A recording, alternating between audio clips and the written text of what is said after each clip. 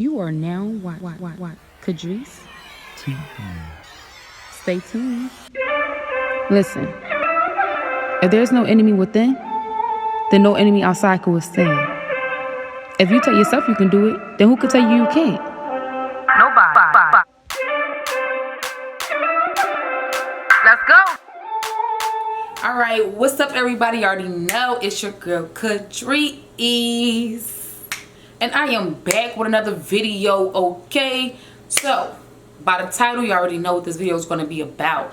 These are 10 things that I have learned after being married for 3 years. Okay, now if we want to be technical, for the title I'm putting 3 years, okay, but it has been 2 years and 9 months, because in 3 months it will make a full official 3 years. Okay, so don't want to get it confused. However, I am not about to title this video 10 things I've learned after being in the time of being married 2 years and 9 months.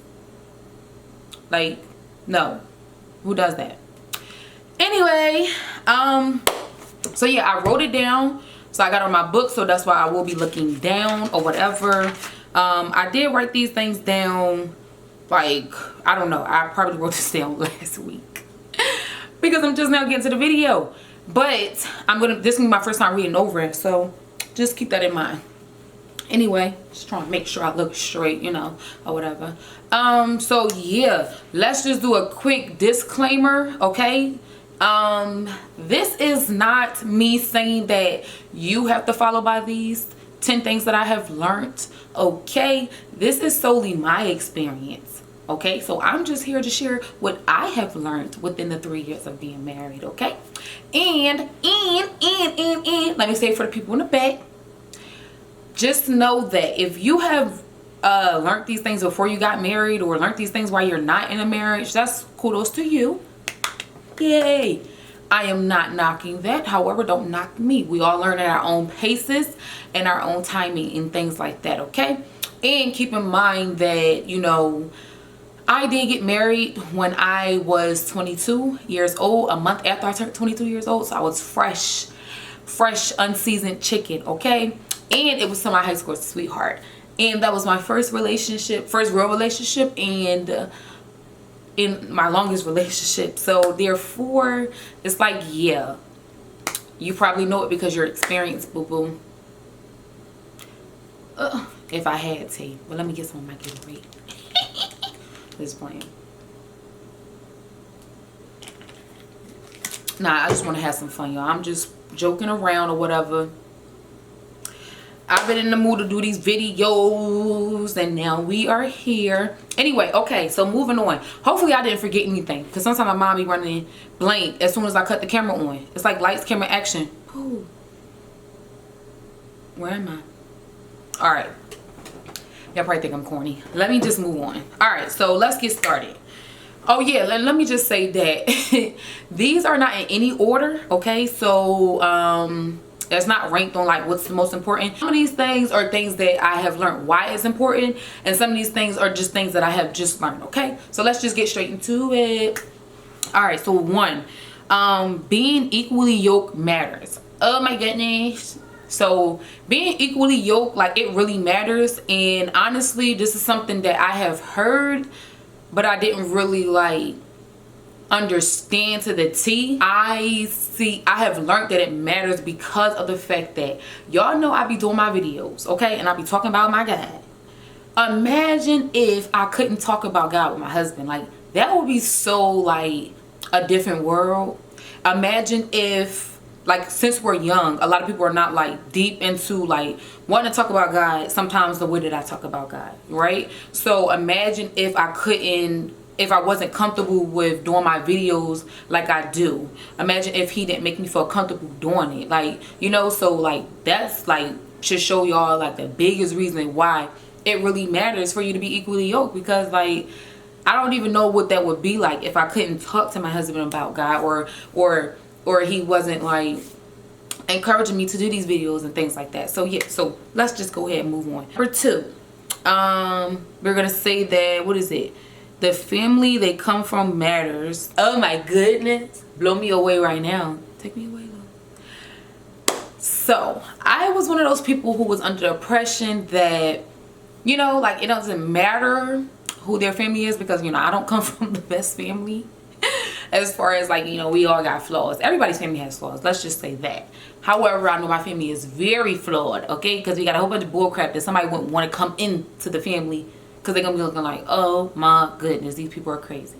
So, with that being said, I was definitely one of those people that was under the impression that, like, you know, the family they come from really doesn't matter, because you're like, oh, I'm just marrying the person. I'm not marrying them.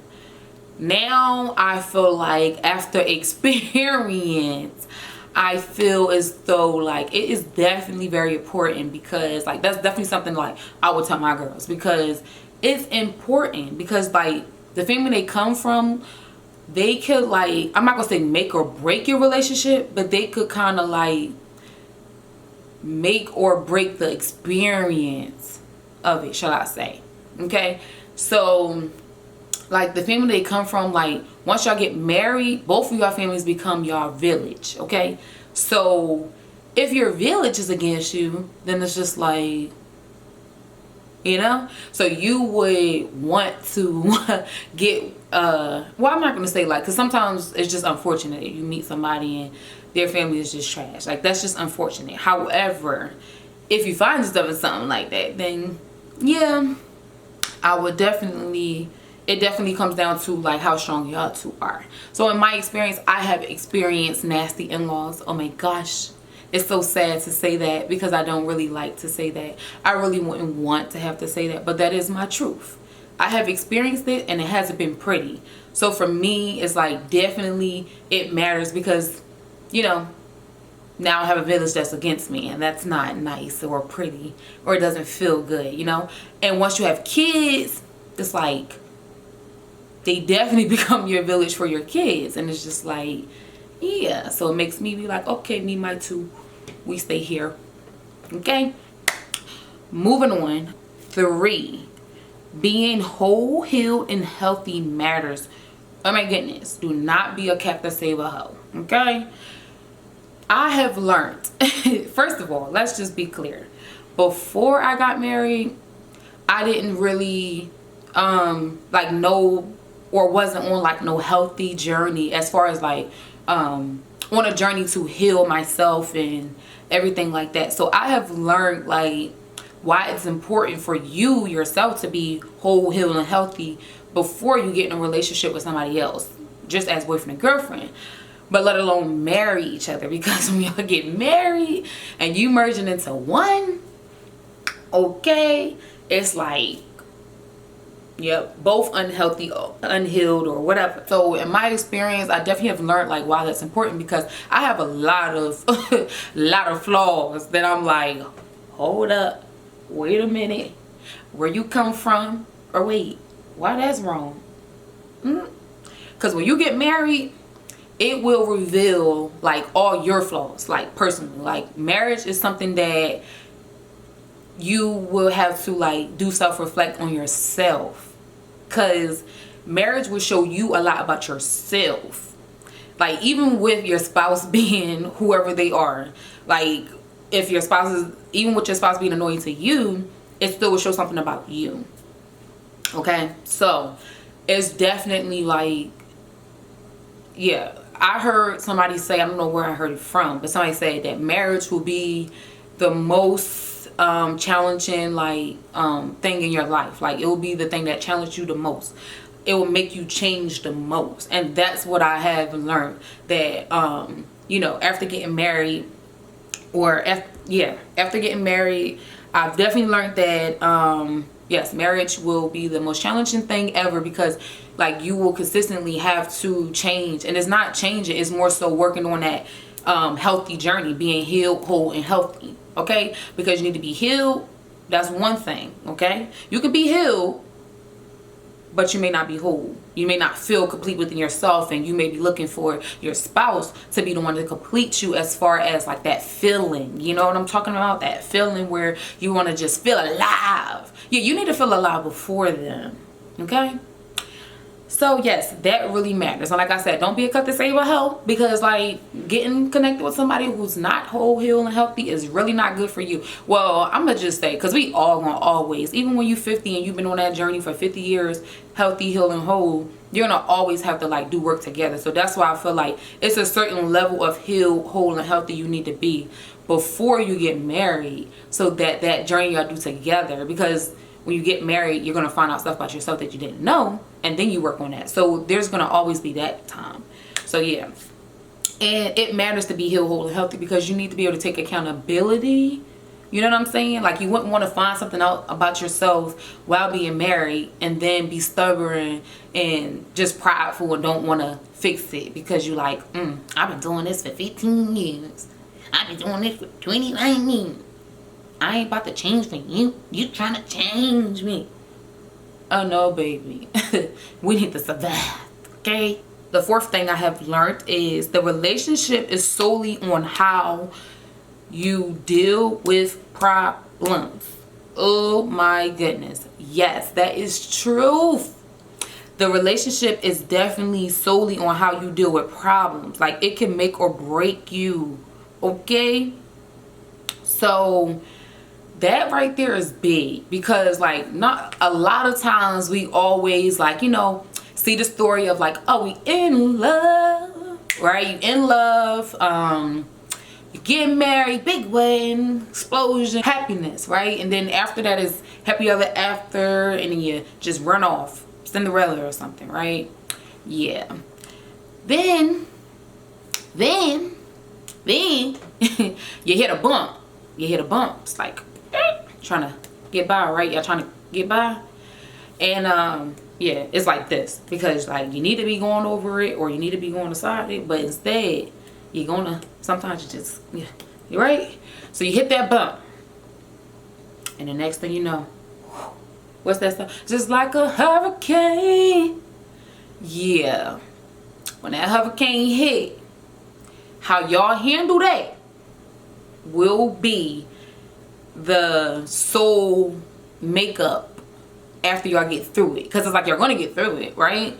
But if y'all handle every bump nasty, angry, and just like every way that you shouldn't handle it, by the time y'all get over it, y'all gonna be left with experiences and lessons learned, but there's still gonna be even more like issues in a sense, like, you know. So, and I'm gonna just be honest and transparent, like, this is something that I have learned, obviously, because I went through it, okay? Because I have reacted wrong, right? And my spouse have reacted wrong, but I'm only gonna speak on myself in this video. So I have reacted wrong, and I have maybe got into a situation, an argument, and then I may have said some things that I didn't have to say, but I said it because I was angry and confused and didn't know what was going on. I felt like, oh my gosh, I gotta say what I want to say. So after I said it, you know, and after time take its course and we get through whatever it is we was going through, now the words I have said is left out there. You can't take it back. You can apologize, but you can't take it back. So with that being said, it's like, you can use that example for well, you can use that for anything. So just imagine if you like upset and you go cheat, you can't take it back. You can't take that back, and all you did was cheat because y'all had an argument that felt like y'all was about to break up. You know what I'm saying? So it's just like, you got to be careful. In the dark times is when you need to be putting in that work, okay? That work of like being patient, being kind, and loving and caring and respecting each other and things like that. So it's like, when you're mad, when you're the maddest, that's when you should give the most respect. When you're the maddest, that's when you should give the most grace and everything like that. Because like, what good does it do if every time y'all in a dark place is nasty, but then when y'all in a good place, you want to be hugging up and kissing up? It's just like, I don't know, for me, it's just like, I don't want to kiss you after you done, I don't know how to feel about you no more, okay? Number 5, if God is not in it, it will show, okay? Now, I want to say that, of course, I knew that God had to be in it. And of course, I knew that, you know, God had to be first. It's a 3-string chord or whatever.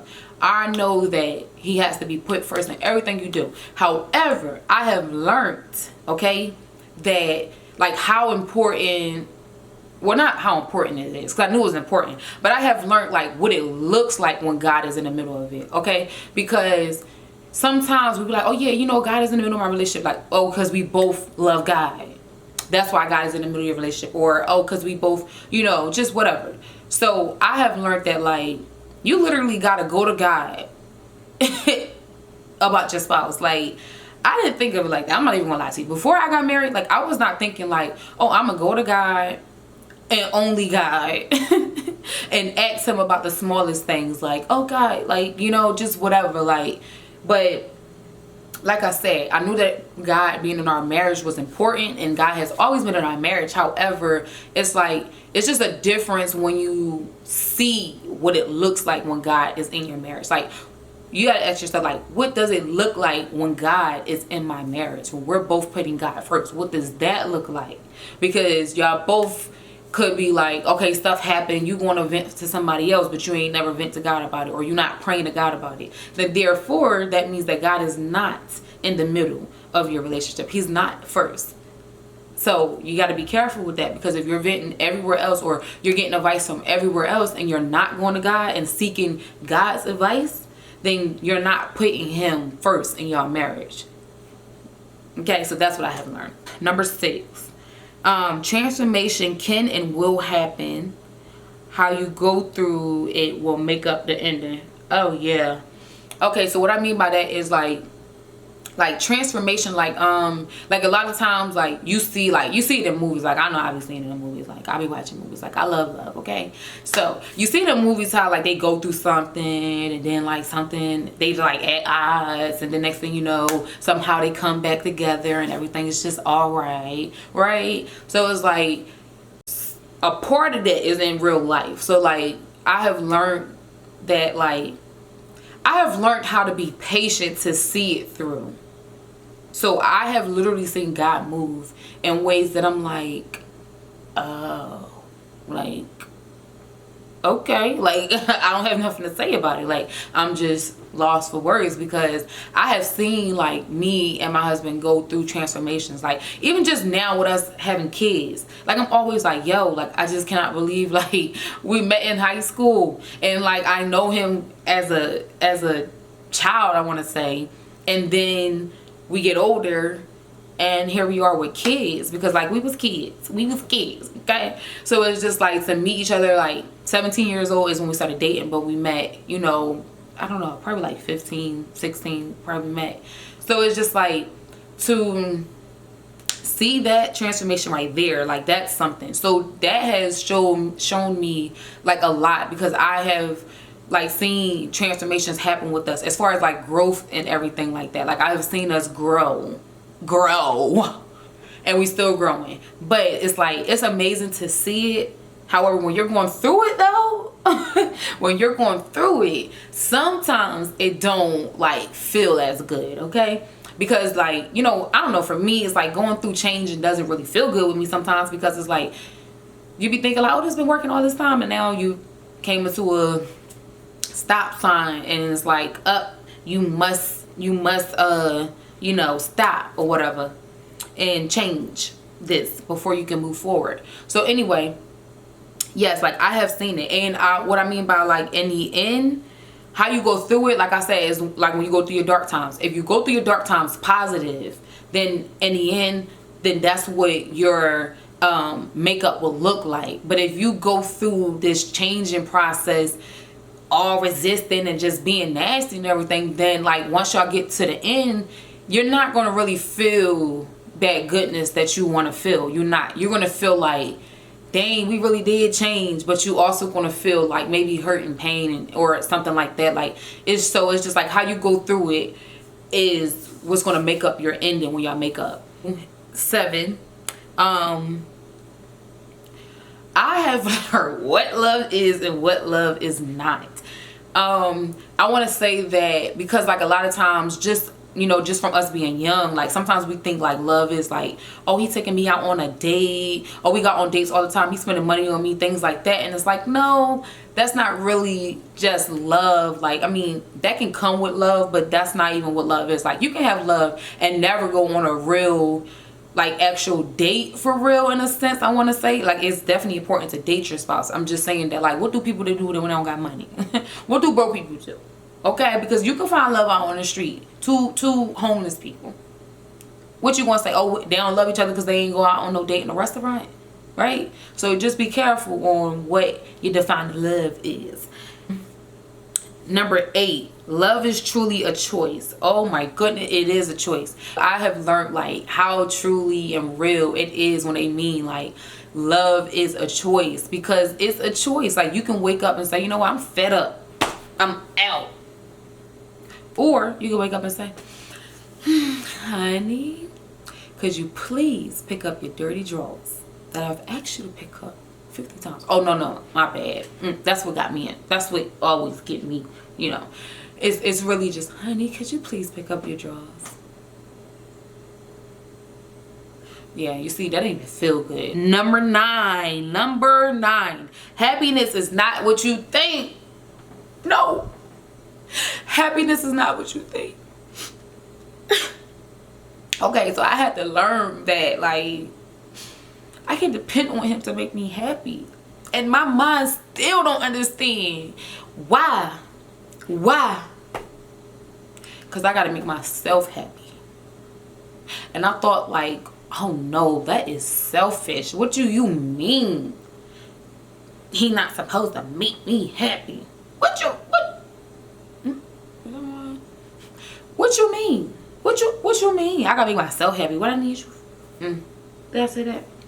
So yeah, so I have definitely learned that happiness is up to you, because like there's a lot of stuff you go through in life. So just because you married don't mean like you don't ever go through nothing on your own individual time. So like you can find yourself depressed, okay, on your own self because of life choices and your job and things like that, not even because of your spouse. So it's just like happiness is up to you, okay?